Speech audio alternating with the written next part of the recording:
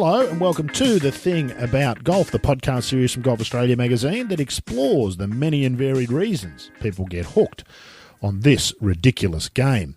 My name's Rod Murray and I'm your host for this regular dive into the psyche of golfers, a show where we meet everybody from world-class pros to lifelong double-digit duffers, and just occasionally someone who doesn't play golf at all. That's the case for our guest on today's episode. Though Liz Smylie's no stranger to high-level competition, it's just that her experience came in tennis rather than golf. I'll reveal in a moment why Liz has been chosen as a guest for a golf podcast, but first, a bit of admin. If you're a first-time listener, a big welcome and great to have you aboard. We've been at this a while now, so if you haven't had the chance yet, make sure to check out the archives. We've chatted with everybody from our most recent guest, golf writer John Huggan, to some of Australia's best players, including the two Peters, Lonard and Senior. Without going through the whole roster, I can tell you it's been an eclectic mix of guests and golfers, and I'd be surprised if you didn't have a favourite after you've listened to them all. You can access the entire library at the Golf Australia website podcast page via the link in the show notes below, or you could avoid all that by simply subscribing to the show on whatever is your preferred podcast app. It is, of course, free, and subscribing means that you'll never have to go looking for us. We'll just turn up on your phone or tablet every time there's a new episode released. If you'd like to get in touch with a suggestion or some feedback, you can contact me on Twitter at Rod_Murray, that's M for Mary, O-R-R-I, or the show has its own handle at @ThingGolf, that's capital T-H-I-N-G, capital G-O-L-F. You could also go through Golf Australia magazine at @GolfAustMag, or look us up on Facebook, just search for Golf Australia magazine, or if you're really old school, send an email, golf@golfaustralia.com.au. Links to all of those communication methods can be found in the show notes below. That's enough of the homework. Let's move on to today's guest. And I admit to being a little out of my comfort zone when I first sat down with Liz Smylie at Royal Pines during the PGA Championship. Tennis isn't my game, and with Liz not even being a golfer herself, there was a real chance that this could have all gone horribly wrong. But thanks in no small part to the fact that Liz could hardly be a more delightful and down-to-earth person, those fears were completely unfounded. Liz might be one of Australia's most successful tennis players, but for our purposes, and those of lots of others now it would seem, as you'll hear, she's also mum to one of the nation's most promising young golfers. Elvis Smylie is just 17, but he's already tasted success at the top levels of the game with a win at the 2019 Australian Junior title in Queensland. That earned him a place in the field for the Australian Open in December, where he finished a very creditable tied 33rd at 1 under for the 72 holes. Now, Elvis may or may not go on to pursue a professional career, but should he choose to, he will, unlike most teenagers with great potential, have right there at home a parent who understands just what it takes to ride the roller coaster of professional sport as a job. Having sat with Liz for almost an hour, I can say with confidence that in that department, Elvis is in extremely good hands. I hope that you enjoy, as much as I did, this wonderful chat with Liz Smylie. Well, Liz Smylie, podcast called The Thing About Golf. Here we are talking to a tennis player. What's that about? What do I know about golf? Not much. I watch a lot.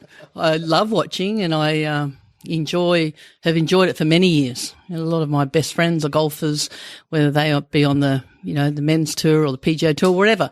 I love going to big golf events, and now I just happen to have a son that plays golf, so I'm pretty lucky. We'll come to that in a minute, but historically the connections between golf and tennis have been pretty strong. I guess we probably think more particularly in America they seem very tied together. There's that country club notion where there'll be tennis courts and golf all in the one. Was that your experience of America, and is it different here in Australia? Well, I lived in America. My husband and I lived in America for a long time. We lived in Florida, and the Baker Finches lived there, the Gradys lived there, Payne and Tracy Stewart lived there. So that was our home away from home. But tennis players just tend to go towards golfers. Mm-hmm. A lot of the guys like to play golf. I mean, I don't play golf, but it just seems to be a good marriage, really. At the professional level, I imagine the lifestyles are very similar. Yes, they are. Travelling the world for months and months at a time, not getting back to Australia very often. I think if you said to most people walking the street, oh, gee, tennis players and golfers, they have a great life. They do, but it's very competitive. it comes with its own unique set of challenges. Any kind of professional sport, I guess, does, but certainly golf and tennis does. When we think of professional golfers and professional tennis players, we all think about Tiger and Adam Scott, and the guys have got their own planes, don't we? And that's not the reality. Not the majority. There's not many Federers, Djokovic's, Nadal's, Scott's, McIlroy's and Woodses. For every one of those, there's 1,000 that are trying to make it. At least 1,000 plus. But look, everyone's got their own road to travel, haven't they? And everyone's level of success is different.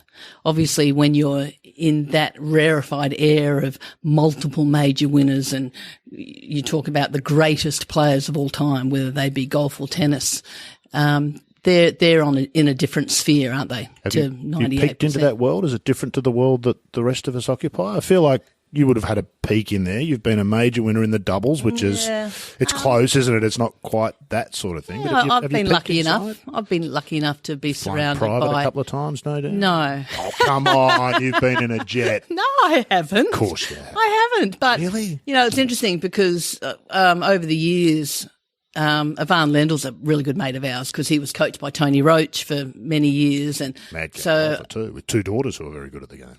Ivan's got 5 daughters. 5 daughters. Are they all good at the game? Not as good as the 2 that I've heard of. Yeah. Right, okay. But he's a lucky man. He's got 5 daughters. But that's rarefied air. And I was, lucky enough to spend quite a bit of time around Samantha and Ivan. And they, it is a different world, and it's a world of just in amazing focus and goal setting, and sometimes getting your goals and sometimes not.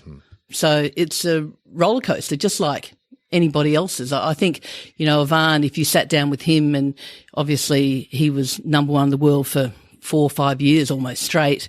He had great rivalries against, people like McEnroe, against people like Connors, and golf is just the same. You have these great rivalries. I mean, right now we've got with Roger and Rafa. Mm-hmm. They're only 1 Grand Slam separates them. Mm-hmm. And, Roger's probably going to go down as probably if not the greatest, certainly in the conversation, isn't he? Greatest tennis player of all time. Also Tony Roach coached him as well. So we've had a bit of a peek into that world, but it's quite stressful being in that world because the margins are so minute of winning and losing and goal setting and achieving and failing, just like everyone does. Mm-hmm. Are they different, the people? And is the way the world interacts with them different? Most we definitely. Treat them differently. Yeah, the really great players, and I'm sure golfers are no different to tennis players. They have something, don't they? Mm-hmm. They have something that comes from within, that drives them to be the best or to keep winning, or whether it be number 1 in the world, whether it be major titles, and the focus is, really quite extraordinary. For example, like Ivan used to live not far from the US Open, where they played the US Open now, not back in the day, obviously, but, he would get up in the morning, he'd practice at home, he'd drive to Flushing Meadow, he'd play his match, and he'd drive home.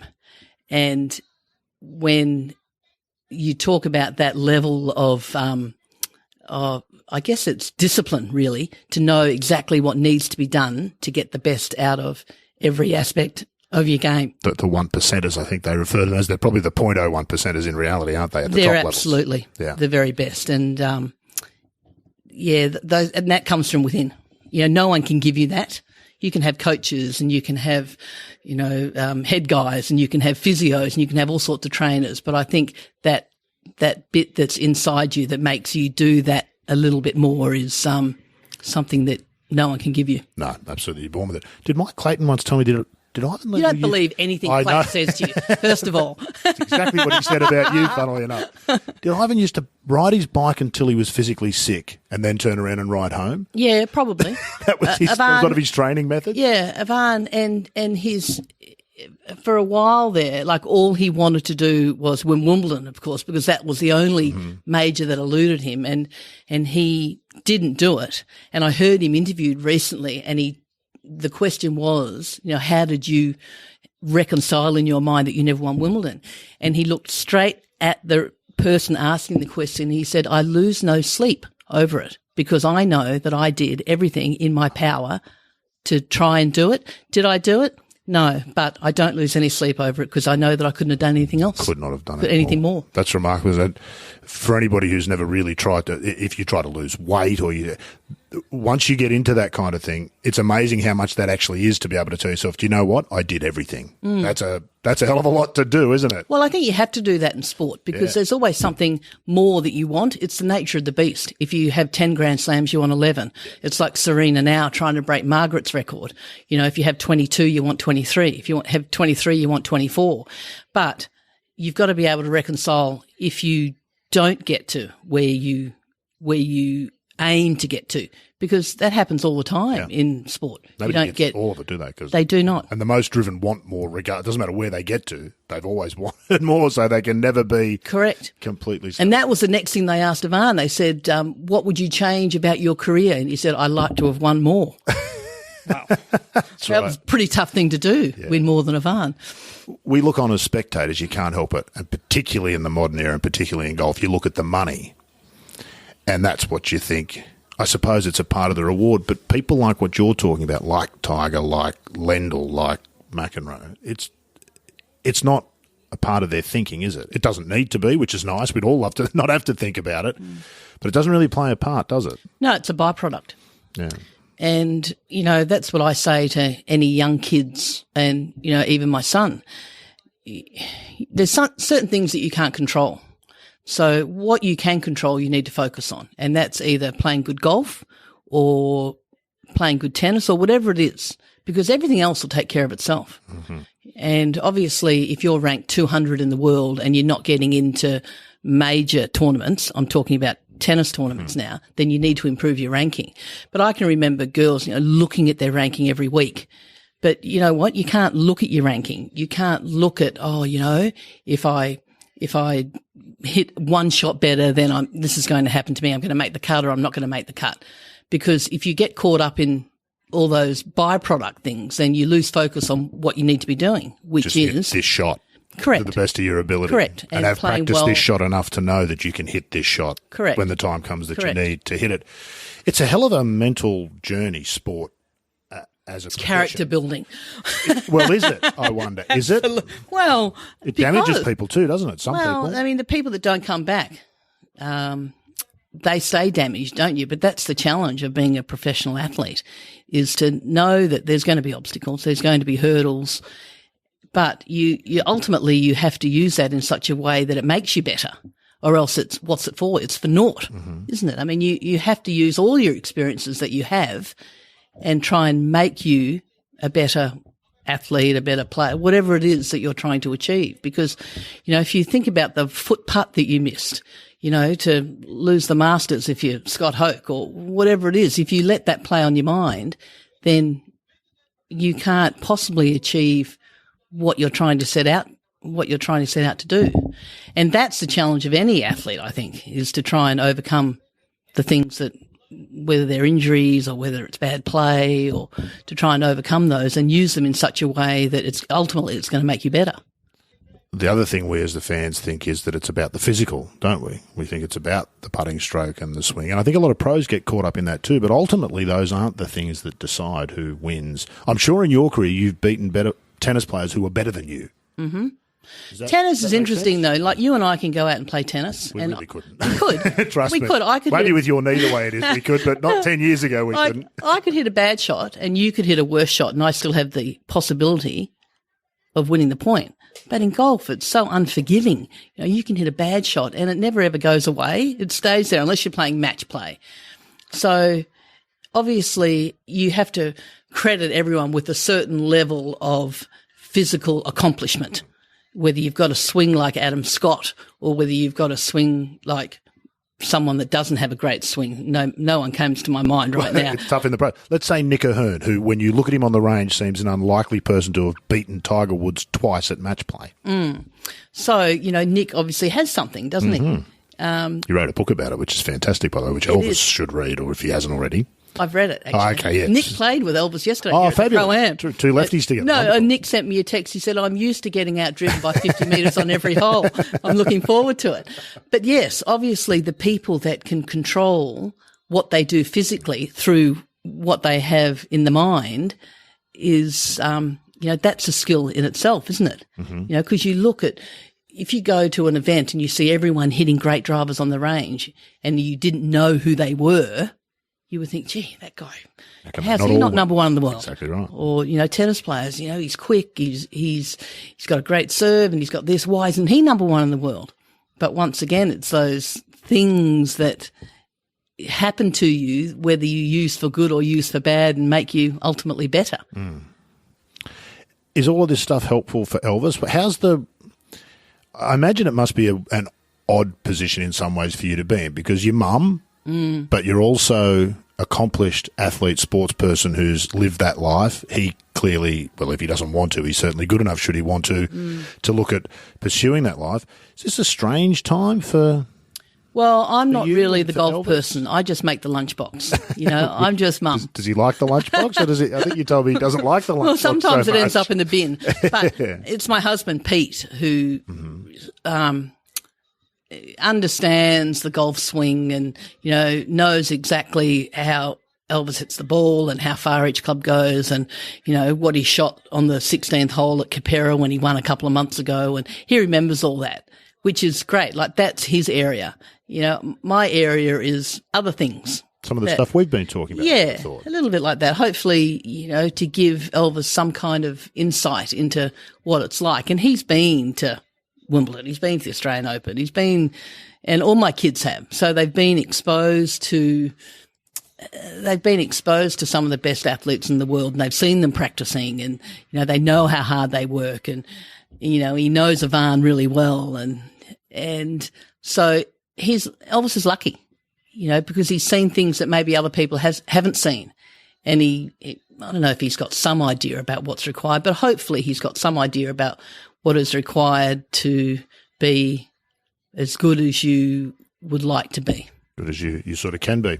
What's going on with Australia's tennis players? All their kids play golf. The Ruffleses play golf. Yeah, Peter Elvis Corder's is playing kids. golf. Yeah. Peter Corder's kids play golf. Is there a natural thing where kids go, oh, tennis, mum did that or dad did that, I'll do something different? Is it mum's got an iPhone, I'm getting a Samsung? Is it that kind of thing? Or is Well, it I know Anna Maria and Ray. Like Ray, who was Ryan's and Gabby's dad, he took me my very first team to go overseas when I was 16 or 17, whatever. So I've known, and Anna Maria played on the tour herself. So they've all been exposed to tennis at one point. But I think it's important as parents to expose your kids to whatever you can. I mean, both our daughters were exposed to tennis just like Elvis was, but for them to make their own choices. Mm-hmm. I know with Gabby, for example, it took her a little bit longer. She played competitive tennis until she was about 12 or 13, and she was, or maybe even a little bit older, and she was really good at a national level. And so for her to make the switch and to be so good so quickly, I mean, that even, I think, probably surprised Anna Maria and Ray a little bit. Ryan, I'm not too sure about if I'm sure he played tennis as well, but, as parents, it's our job to expose our children to and let them try and find their own way without sort of saying, well, you have to do this or you have to do that. Is that more difficult than it sounds? I suppose if your life's been tennis and it's given you so much and you've taken great joy out of it, the natural assumption is, well, that anybody could get all of that great joy out of it, and you're in a position to help or to give your kids that. And then the other part of that being, you've also seen what professional athlete life is like at the top. And you know what the downsides are, and you can't help, as all parents do, but think kids are going to have hard times in life no matter what. But you know what sport can be like. Do you see the question I'm asking? Is it? Well, I mean, it actually doesn't matter if it's golf or tennis, really, doesn't it? No, that's right. So I'm supposed to not golf, but just that whole notion of. Well, I think it's a gradual progression. You expose your children to, sport or music or drama or whatever it is, and then they're the ones that are responsible for taking it to the next level. And then we just try and facilitate whatever that is. But, if Elvis turned around tomorrow and said, well, I don't want to play golf anymore, you certainly not going to make him play golf, are you? So I think he's 17 now and, trying to make his own decisions and what he wants to do and how he wants to do it. And that's an important part of what he's going to need later on. You talk about the life of a professional athlete, particularly coming from Australia. We're blessed and we're cursed all at once. Because you've got a lot of travel involved and cannot live here and have a successful professional golf career. That's absolutely true.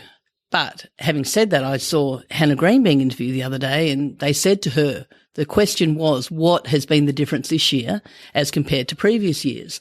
And she said, the fact that I could come home, reconnect with my coach, I've done it more often this year, every couple of months. So, you could put Ash Barty right next to her and Ash would have given the same answer. So you have this pull back to Australia, whether it's to see your coach, whether it's to sit on the beach in Noosa and do nothing, whether it's to reconnect with family, reconnect with friends. And, that's a really important part of your happiness off what you do, off the golf course, off the tennis court. And, it's difficult coming from here. But it's easier than it used to be. Was that a possibility for you? Oh, no. Regular trips home to Australia? No, not really. Remember, when I started travelling, Pete was playing the circuit as well. So we went away together. I think we had probably about $5,000 between us or $10,000 between us. He was playing his tournaments. I was playing mine. So, you couldn't afford to come home. No. Could you? So you'd stay away. Couldn't afford to ring home sometimes. No, and those aerograms, things, you'd write those aerograms that you'd have to stick down on all sides. That's right. But, it's part of what you have to learn how to do as a professional athlete from this country. Yeah. And if you don't like to travel or if you don't do that well, it's a steep climb. Yeah.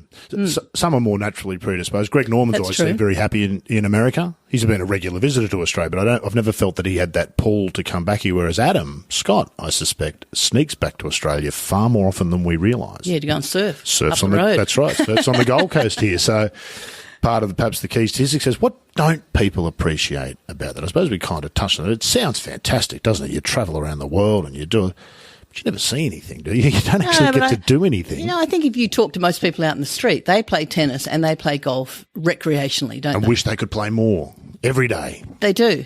But, it's not in their mindset to be going to Paris for 10 years or 15 years and not going near the Eiffel Tower, or they don't understand. You did that, didn't you? You went for a decade. I did.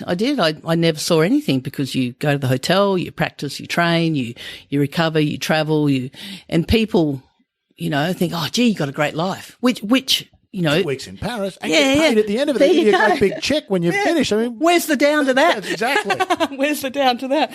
But, you can't expect people to understand that it's, physically and mentally and emotionally very difficult.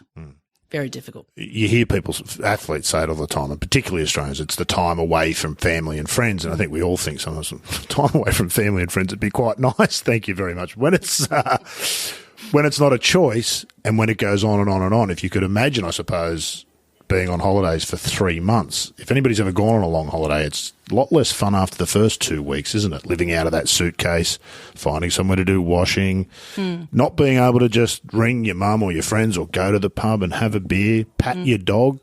I imagine most of these guys don't have a dog, and if they do, they don't get to see it that often. Really little things that we don't realise we've got that you'd miss. But they're the important things in life. They're the things that help to give you perspective.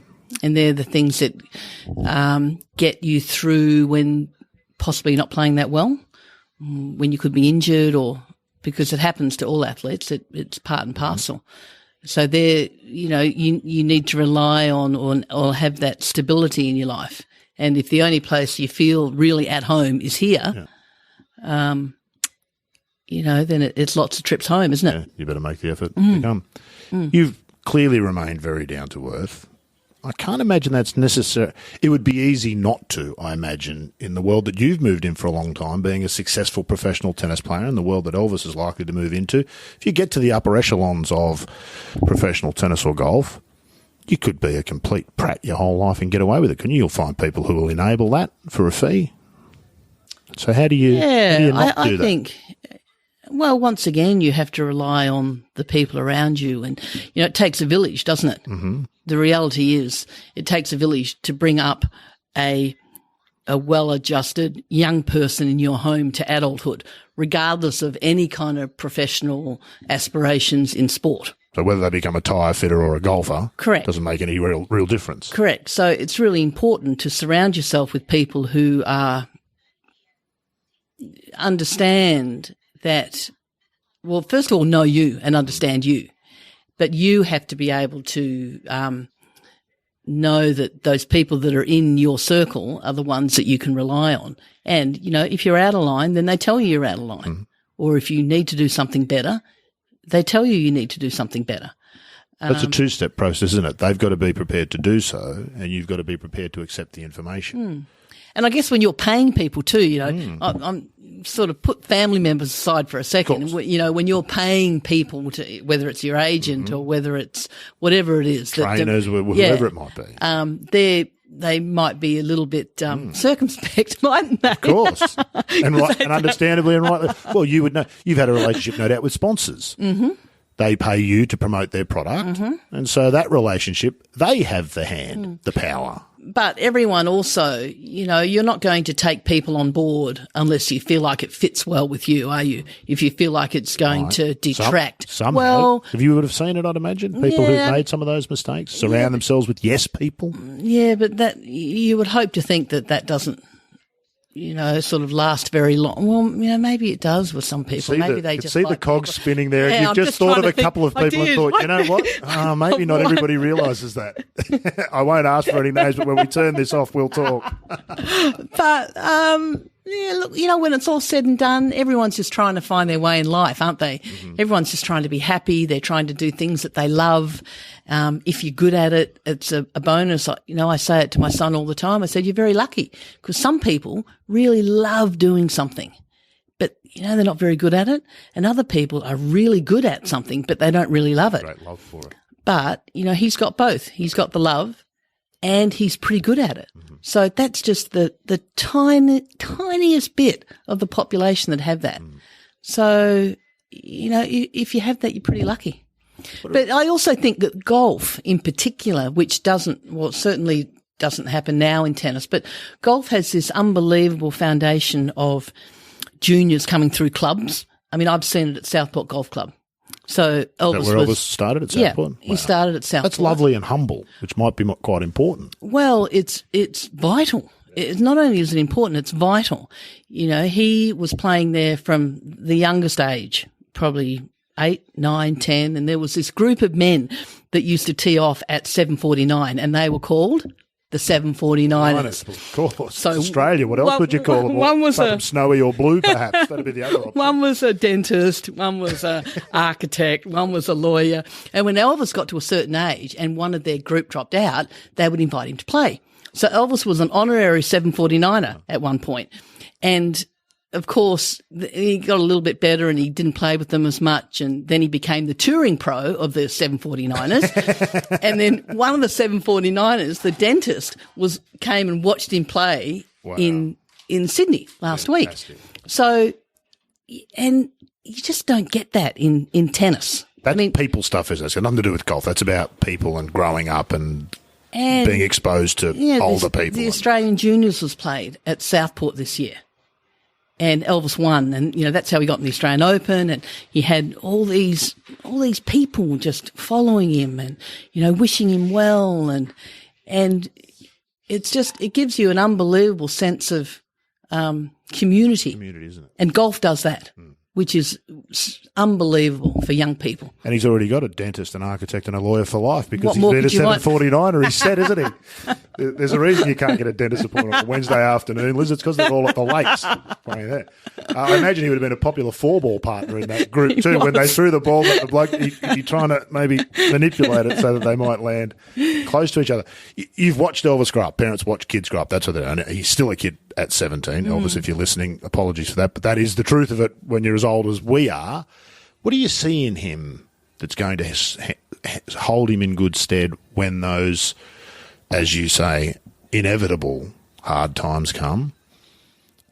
Dad does the golf swing stuff, but the other stuff's the more important. Once the golf swing's at a certain point, the other stuff's the more important. That's what makes happiness and success possible. What do you see in him? He dances to a different beat, my son, which I've seen athletes who are just like that, and it's a really important characteristic to be able to do what you know that you need to do, and it mightn't be popular, and it mightn't be the thing that everyone else is doing.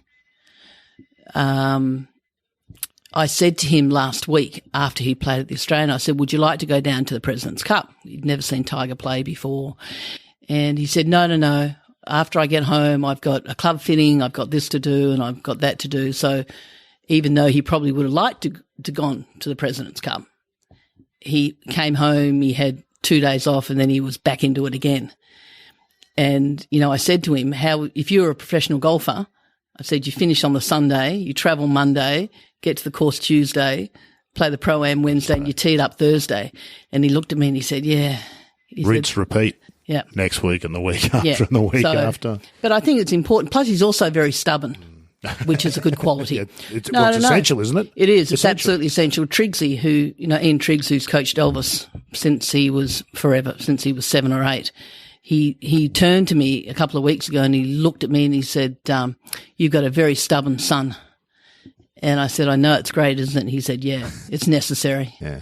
So I think with golf in particular, you get a lot of people coming up and giving pearls of advice on whatever it is, but you have to be single-minded enough to know that you're not going to be rude to anyone. No. But there's certain information that you don't take on board, and that's about 99% of the information that people give you. Of course. So you have to be just a little bit block it out. Yeah, you've got to be a bit quirky. That sounds very mature, what you've described there, Elvis. Do you think he's a mature young bloke? I think any kind of sport gives you that sort of reference in relation to what you want to achieve, and sometimes it doesn't quite happen. Because most of the time in golf, I said to John Sendon last week, or 2 weeks ago, I said we were talking about how much golfers don't win. Because, of course, my reference is tennis. So I look at someone like Novak or Rafa and Roger, and their winning percentage is so high. Whereas I look at golfers and they can go literally for 2-3 more years and not win. You might win 3 times in a career.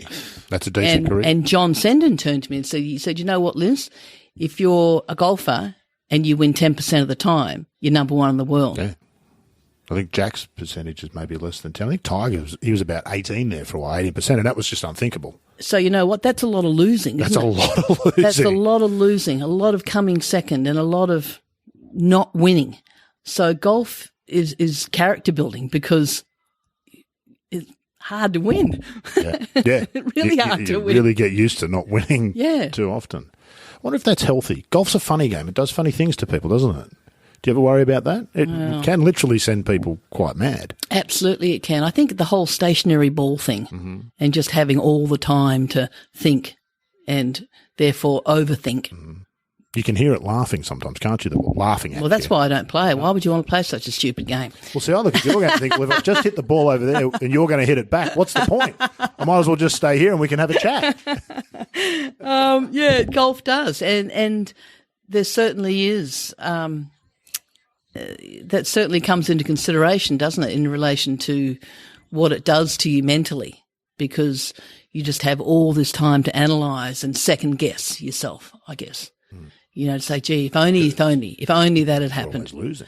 Well, all that time, plus you're almost never winning, so there must always be some reason why you didn't win. Especially if you know you're good enough, you've got all the tools, and yet you still didn't win. It's hard. It's crazy. The sport's really hard. Yeah. I remember Brett Ogle told me once, and this always stayed with me, that his first year on the PGA Tour in America, he played his first event. It might have been Hawaii, and he shot 65 in the first round. He said he'd never played golf better. And not only that, he walked off the course. He played in the morning. He walked off the course and he knew that nobody in the world could play golf better than that. That's as good as golf could possibly be played. And he went to the supermarket and he bought some things for dinner. And he got home and turned on the TV and Davis Love shot 63. And he said, all you can do is take your hat off and say, wow, that's genuine. I know what it took to shoot 65 and you've gone 2 better. So Ivan Lendl's words come back to me. You know, I couldn't have done any Could not have done any more. Couldn't have done any much more. as I could do, and someone did more. Well, hats off to them, and I'll try again next time. It could be infuriating, couldn't it? Can you be too nice to win, Liz? Surely you're too nice to have been successful. No, I was awful. Did you used to not be nice? No. Is that what you're telling me?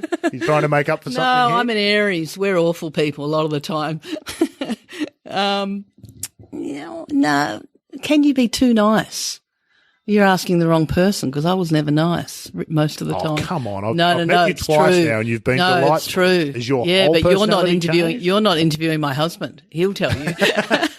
We could pick any husband out of the crowd here, Liz. They're going to tell us the same thing about their wife. That's how that works. Well, I think were you different then when you were a player? Were you genuinely? Yeah, yes. Literally, really? Yes. All the time? At home? Oh, well, I mean, a large percentage of your time is spent on the court and trying to beat the person down the other end. So, you know, it's that competitiveness that... It's very direct in tennis, which it isn't in golf. You're friendly with the people you're playing unless you're with. playing in match play. In match players. And you're like Tiger and you take your hat off before the ball drops and stuff like that. But how good is he? he's very good. How good is he? Very good. I think they got better, didn't they, as they went along. But anyway, the President's Cup. He was... Yeah, he was... Even if you didn't understand golf, you watched him last week and said, well, he's clearly better than all the rest of them by some margin. Yeah. You could just tell by watching him. You could. Anyway. I think probably in my youth, you know, if I could replace what I know now and put it in my 20-year-old self, there's probably things I would have done differently and hopefully a little bit better. But obviously, you know, you can't do it. But I think age just gives you perspective, doesn't it, in life in general, regardless of whether you play professional sport or not. And hopefully you mellow as you get older and, you know, other things replace everything your happiness depending on whether you win or lose. And that does happen when you're young, doesn't it? And definitely. changes as you get older, Definitely maybe? does. It seems to have changed for Tiger, I suspect, and ironically has made him as successful and competitive as he was when he was young. He's sort of gone full circle. Yeah, and I look at Tiger and I look at Roger, and to me, as you get older, your good is still really good, but your bad is a lot worse. Well, that's what I found. As I got older, my good was still pretty good, but my bad was really not good. Not good enough. Whereas if I look at Tiger and I look at Roger in particular, I think, how's he maintained the level of bad? Yeah. Still the good is good, but the bad is, the differential is less. We misunderstand, don't we, us amateurs, I suppose, particularly with golf. We think if we meet someone who's shot 63 one day that they're good enough to be a pro. But the truth is, if their bad is 80, that's what determines whether you're successful. And the key to Tiger Woods for the best part of 20 years has been turning 75 into 70, sometimes 68. And he says that too, doesn't he? Yeah. It's absolutely the key to it. So you don't win with your best golf. When he plays his best golf, he wins by 15 at the US Open, and we all stand back and go, you applaud. That's just unbelievable. But that's pretty rare. Even for him, he doesn't often have his best golf. He's an interesting study in that too nice to be win idea, isn't he? Because I feel like Tiger Mark II that we're seeing now is a much more human person than Tiger Mark I. Yeah, it's called maturity. Well, and he's had a life. He's had a perspective change forced on him, obviously, through all sorts of outside influences. But still, he had to find a bit of niggle for that Sunday singles, which didn't actually exist with Abraham Answer and that whole... You got what you wanted, or you got what you asked for? for? He got it kind of thing. You know what? I don't think you lose. You don't lose that. You just parts of your personality mellow, don't they? You played tennis, and you'd want to win, wouldn't you? No way I'd let you hold serve. No way. No, and I'd hit everything to your backhand. Yeah, an excellent ploy, by the way. And anything wide where it had to take more than one step, you'd be on a winner there as well. And I wouldn't give you any easy balls. No, I'm sure you wouldn't. And no close line calls. You'd need the review. Just to set me up. You don't lose that. For what? What do you see in the future when you look ahead, Liz? Because you've stopped being Liz, haven't you? Become Elvis's mum. I know, and the lunchbox mate. Yeah. So when did that happen and how you... That's a gradual process. But remember, Elvis, like I've got a 27-year-old daughter and a 24-year-old daughter. One lives in New York, one lives in London. So, you know, Elvis did say to me the other day, "Oh, Mum, you know, you've just dropped the ball with me." I was like, "What do you mean drop the ball with you?" He said, "Oh, you know, you were tough on Laura, you were tough on Geordie, and, you know." I said, "Oh, I don't know, mate. I think you mellow and you get a little bit smarter. And obviously you want your children, from a mother's point of view, you want your children to be fulfilled and happy. And my eldest daughter just gave birth to a little boy. Oh, wow. So Pete and I are grandparents now, and we haven't met him yet. Honestly, yeah, that would make me. Oh dear, no, his that's name's no good. Rocket. Can you believe his name's really? Rocket? So Elvis said to me, "Mum, why did they name him Rocket?" And I said, "Mum, I said to Elvis, I said, do you know another Elvis other than the dead one?" And he said, "Oh no, good point." So unusual names are in the family, but I think from a mother's point of view, you just want your children to be happy and fulfilled. And, you know, if that happiness and fulfillment takes Elvis to a career of golf, then I'd be happy. If he decides he wants to do something else or it doesn't happen for him, then you support them, don't you? That's what you do as a parent. Do you? That's can't a parent. take it back. There's no warranty. No, You've no. got what that's you how got. the parent.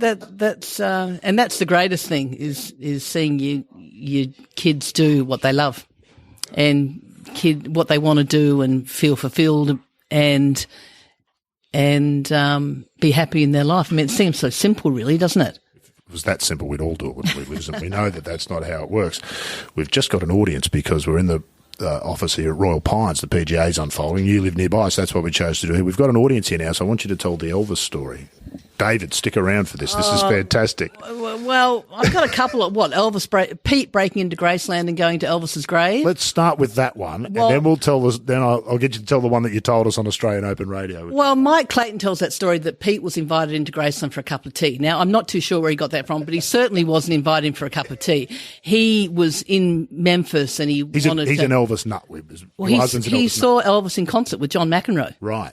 The year before he died, 1976. But that's another story in itself. Okay. So Pete gets to Memphis, his plane gets grounded, so he says, right, I'm going to go, because he wanted to see where Elvis was buried.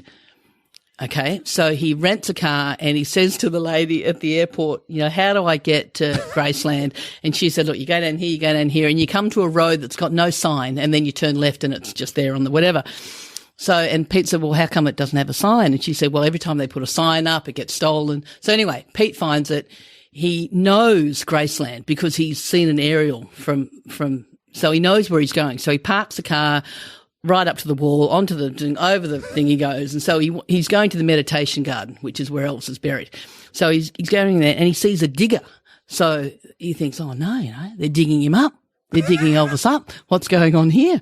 So he gets over there. And you know when you're doing something that you probably shouldn't, you shouldn't be doing, and someone says, hey, what are you doing? So he gets close and he sees this big digger, and then this man comes up behind him. He says, hey, what are you doing? And of course, Pete, was surprised to say the least. And he said, you're digging up Elvis.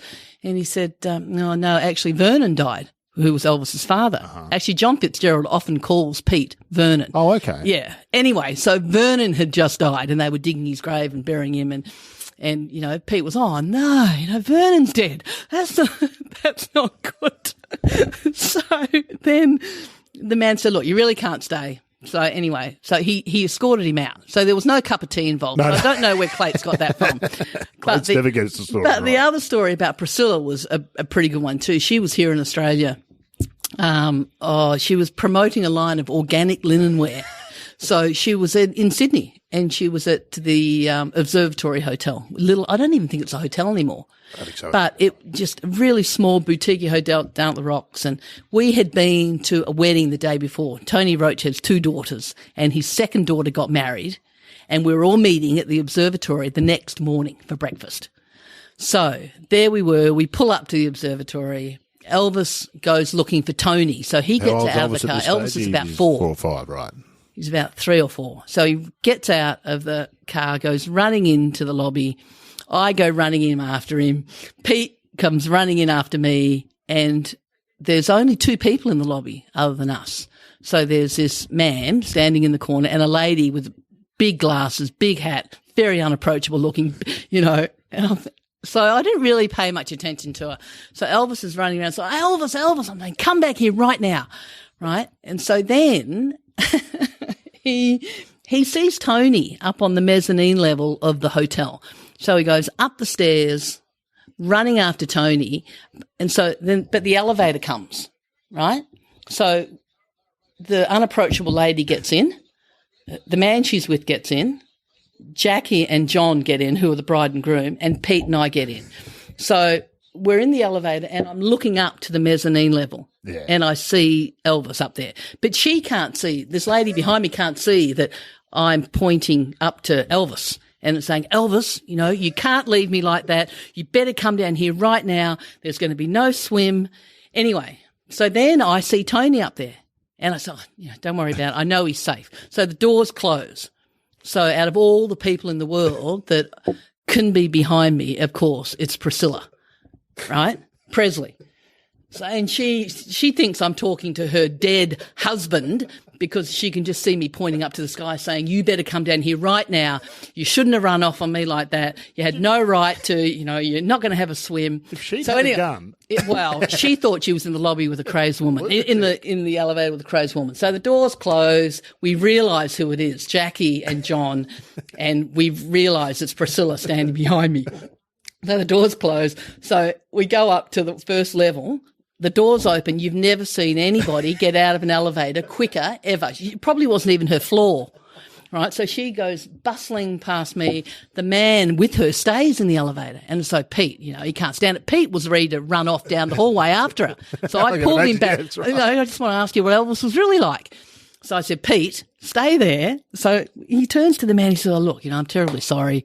You know, our son's name is Elvis. Can you please just apologise to Priscilla? Whatever. So he said, oh, no, she's fine. She's fine. You know, she wouldn't have minded and whatever. So then in years after that, we met a man by the name of Joe Esposito. Mm-hmm. And Joe was Elvis's road manager, his best mate.